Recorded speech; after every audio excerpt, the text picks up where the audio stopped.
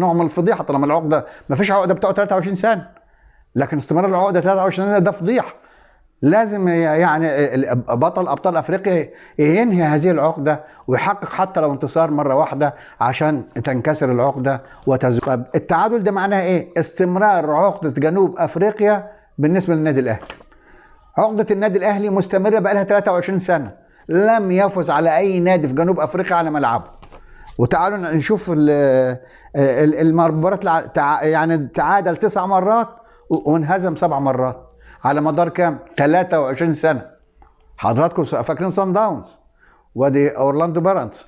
فعقده الاهلي مستمره في جنوب افريقيا بقالها 23 سنه. ممكن تصنفها بدول العقده. وائل جمعه يعني مدافع منتخب مصر ونجم النادي الاهلي، وانا من شخصيا بحترمه، لكن كلامه اللي قاله النهارده اعتقد لازم بد من الرد عليه، لانه في نوع من التلقيح على الزمالك. انا ما اعرفش ايه حكايه التلقيح على الزمالك دي. شوبير يلقح على الزمالك، وادي وائل جمعه يلقح على الزمالك، والسبب كله امام عاشور. يعني وائل جمعه بيلقح على الزمالك، قال لي يا حضراتكم بعد كده هرد عليه. قال احنا مش بنقدس لعيبه زي انديه تانية. موضوع امام عاشور برضه بيقول لك نادي تاني. قال لك امام اتقرص ودنه، ودي رساله لكل لاعب الاهلي، اللي مش هيلتزم هيكون خارج القلعه الحمراء. كلام كله عكس بعضه، كلام خلف خلاف، خليفه خلف خلاف على راي مسرحيه الفنان الكبير عادل امام. خلف خلاف ازاي؟ انت بتلاقي على الزمالك بتقول النادي الثاني زي ما عمل امام عاشور. ما بلاش التلقيح وما تدخلوش النادي الزمالك في الجمله المفيده. النادي الثاني عنده لعيبه رموز اساطير بيحبها جمهوره زي شيكابالا، وانت قصدك على شيكابالا. شيكابالا ساحر واسطوره حقيقيه الجمهور بتعشقها.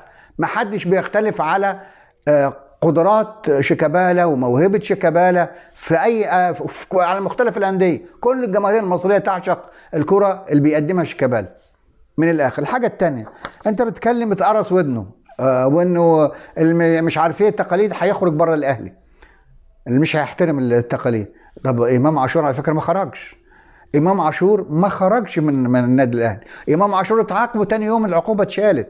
يعني امام عاشور ضرب الباب برجله وتطاول على الشناوي وتطاول على الشحات وتطاول على كوكا وتطاول على زمايله، وقال لك عقوبه مليون جنيه وما يتمرنش لمده اسبوع. ايه اللي حصل؟ حضر فرح، قدم اعتذار، اليوم الثالث بيتمرن. والله بقول لك التفصيل يا كابتن وائل اللي انت ما تعرفهاش. بلاش دي.